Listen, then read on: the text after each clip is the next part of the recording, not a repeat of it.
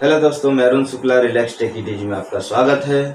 दोस्तों, आज का जो हमने टॉपिक चूज किया है वो कुछ इस प्रकार है कि जब भी हम बाहर निकलते हैं तो हमारे मन में बहुत सारे सवाल उठते रहते हैं। ऐसे ही कुछ सवालों का जवाब लेके आया हूँ मैं। तो चलिए वीडियो में हम आगे की तरफ बढ़ते हैं। चलिए दोस्तों, वेलकम। दोस्तों, पहला सवाल जो हमारे मन में आता है वो ये है कि इंसान बूढ़ा क्यों होता है।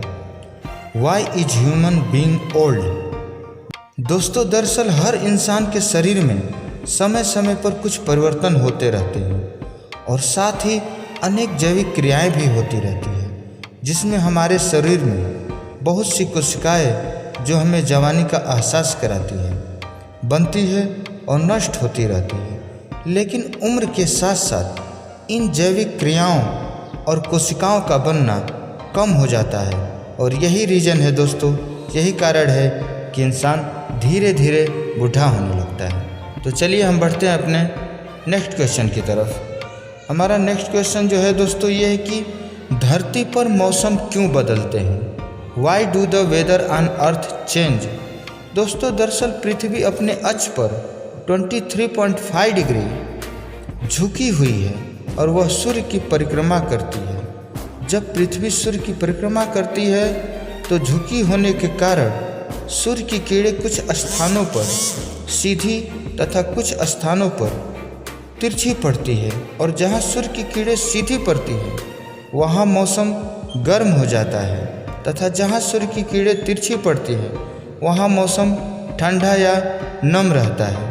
मौसम बदलने की प्रक्रिया पृथ्वी के अपने अक्ष पर झुके होने के कारण होती है। यही कारण है दोस्तों कि धरती पर मौसम हमेशा एक जैसा नहीं रहता है, अर्थात बदलता रहता है। दोस्तों, तीसरा जो क्वेश्चन हमारे दिमाग में आता है वो ये है कि आखिर में कटे हुए सेब का रंग क्यों बदलता है। Why is the colour of chopped apple turns. दरअसल सेब में विशेष प्रकार के कैटेचिन, पॉलीफेनोल, कैफिटेनिन अम्ल पाए जाते हैं और साथ ही सेब में फिनोलेज, पॉलीफेनोल और ऑक्सीडेज जैसे प्रमुख एंजाइम्स भी पाए जाते हैं। जब सेब को काटा जाता है दोस्तों तो उसमें उपस्थित फिनोलोज और क्लोरोजेनिक एसिड हवा के संपर्क में आते ही कैटेचिन तथा क्लोरोजेनिक अम्ल का ऑक्सीकरण कर लेते हैं, जिससे सेब का रंग भूरा हो जाता है। बस यही कारण है दोस्तों कि सेब काटकर छोड़ देने पर कुछ देर बाद धीरे धीरे भूरा होने लगता है, अर्थात सेब का रंग बदल जाता है। दोस्तों, आगे बढ़ने से पहले मैं आपसे एक रिक्वेस्ट करना चाहूँगा कि आप प्लीज़ इस वीडियो को लाइक कर लीजिए, अपने दोस्तों को शेयर करिए, अच्छा लगे तो कमेंट कर लीजिए और हमारे साथ आगे आप वीडियो में बने रहें। तो फोर्थ जो हमारा क्वेश्चन आ रहा है वो ये है कि रोशनदान छत के पास ही क्यों लगाए जाते हैं। Why are sky light placed near the roof. दोस्तों, घरों में खिड़की और गेट होने के बाद भी हमें रोशनदान की ज़रूरत पड़ती है। दरअसल रोशनदान का प्रयोग कमरे के वातावरण को अनुकूल करने के लिए किया जाता है। जब कमरे में गर्म हवा अधिक हो जाती है तो यह गर्म हवा होने के बाद हल्की हो जाती है और ऊपर उठने लगती है। इसी हवा को बाहर निकालने के लिए रोशनदान का प्रयोग किया जाता है दोस्तों। बस यही कारण है कि छत के नज़दीक रोशनदान लगाए जाते हैं। चलिए तो हम अपने नेक्स्ट क्वेश्चन की तरफ बढ़ते हैं और नेक्स्ट क्वेश्चन हमारा ये है दोस्तों कि चिकित्सा के क्षेत्र में लाल प्लस के निशान क्यों प्रयोग किया जाता है। Why is the red plus marks use in the field of medical. दोस्तों, दरअसल जिस प्लस के निशान का प्रयोग चिकित्सा के क्षेत्र में किया जाता है वह रेड क्रॉस का संकेत है, जो चिकित्सा सेवाओं के क्षेत्र में एक स्वैच्छिक संगठन है। रेड क्रॉस की मूल अंतर्राष्ट्रीय समिति 1963 में जिनेवा, स्विट्जरलैंड में हेनरी डुनेट और गुस्ताव मुनियर द्वारा स्थापित की गई थी। यह संकेत हमेशा अस्पतालों, nursing home, clinic, dispensary, ambulance इत्यादि में पाया जाता है। डॉक्टर या चिकित्सक के क्षेत्र से जुड़े सभी व्यक्ति इस संकेत का उपयोग इसलिए करते हैं ताकि आपातकाल के समय उन्हें आसानी से पहचाना जा सके। बस यही रीज़न है दोस्तों कि चिकित्सा के क्षेत्र में लाल प्लस के निशान का प्रयोग किया जाता है।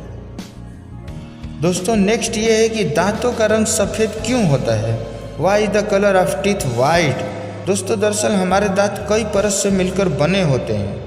इनमें सबसे बाहरी परत को दंतवल्क या एनेमल कहा जाता है और जिसका मुख्य तत्व कैल्शियम होता है। दोस्तों यह एनेमल सफ़ेद रंग का होता है और इसी की उपस्थिति के कारण हमारे दांत का रंग सफ़ेद दिखाई देता है। तो चलिए हम अपने नेक्स्ट क्वेश्चन की तरफ बढ़ते हैं। और नेक्स्ट क्वेश्चन ये है कि आखिर में तारे क्यों टिमटिमाते हैं। Why do star twinkle. दोस्तों दरअसल तारे एक समान प्रकाश के साथ चमकते हैं, लेकिन इस प्रकाश को हमारी आँखों तक पहुँचने के लिए वायुमंडल की परतों से होकर गुजरना पड़ता है। और जब तारों का प्रकाश इन वायुमंडल की परतों से टकराता है, इसके बाद प्रकाश अवरोध उत्पन्न होता है। इसी अवरोध के कारण हमें तारे टिमटिमाते हुए दिखाई देते हैं। अधिकतर हवाई जहाज सफ़ेद रंग के ही क्यों होते हैं।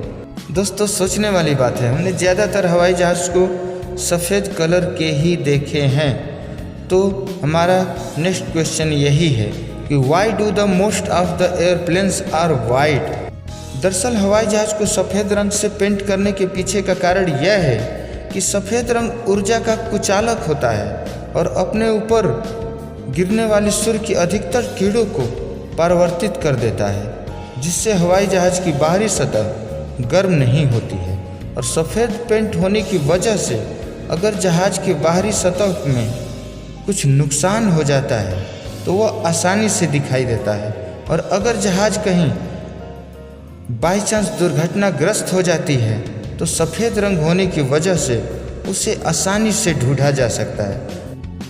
बस यही कारण है दोस्तों कि अधिकतर हवाई जहाज़ का रंग सफ़ेद कलर ही होते हैं। दोस्तों नेक्स्ट क्वेश्चन की तरफ बढ़ने से पहले मैं आप लोगों से एक बार फिर से कहना चाहूँगा कि यदि आपने वीडियो को अभी तक लाइक नहीं किया है तो प्लीज़ आप लाइक कर लीजिए।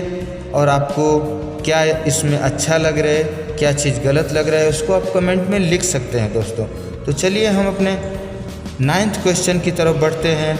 और हमारा 9th क्वेश्चन जो है, हमें हिचकी क्यों आती है। दोस्तों अक्सर देखा होगा कि अगर हम ज़्यादा तीखा या तेज़ी से खाना खाते हैं तो उसी समय हिचकी की परेशानी हो जाती है। पर क्या आपने कभी सोचा है कि हमें हिचकी क्यों आती है। हम आपको बता देते हैं कि हमारे छाती और पेट के बीच डायफ्राम एक मांसपेशी होती है जो फेफड़ों में हवा भरने का काम करती है। लेकिन जब हम कोई ज़्यादा तीखा खाना या तेज़ी से हंसते हैं या तेज़ी से खाते हैं तो डायफ्राम को नियंत्रित करने वाली नसों में कुछ हलचल सी हो जाती है। हमारे फेफड़ों में तेज़ी से हवा अंदर जाता है, जिसके कारण हिचकी की परेशानी हो जाती है। दोस्तों यह एक सामान्य बात है जो हर किसी इंसान को हो सकती है। दोस्तों चलिए हम अपने नेक्स्ट क्वेश्चन 10th और लास्ट क्वेश्चन की तरफ बढ़ते हैं। हमारा लास्ट क्वेश्चन ये है दोस्तों कि आखिर में हमें रविवार को ही छुट्टी क्यों मिलती है। Why is the holiday celebrated on Sunday. दोस्तों दरअसल आधिकारिक रूप से 10 जून 1890 को रविवार को छुट्टी के रूप में स्वीकार किया गया था। अंग्रेजी हुकूमत के समय मिल मजदूरों को सप्ताह में 7 दिन काम करना पड़ता था, तो मजदूरों के नेता ने मजदूरों के लिए सप्ताह में 1 दिन की छुट्टी की मांग की, लेकिन अंग्रेजों ने इस प्रस्ताव को मानने से इनकार कर दिया।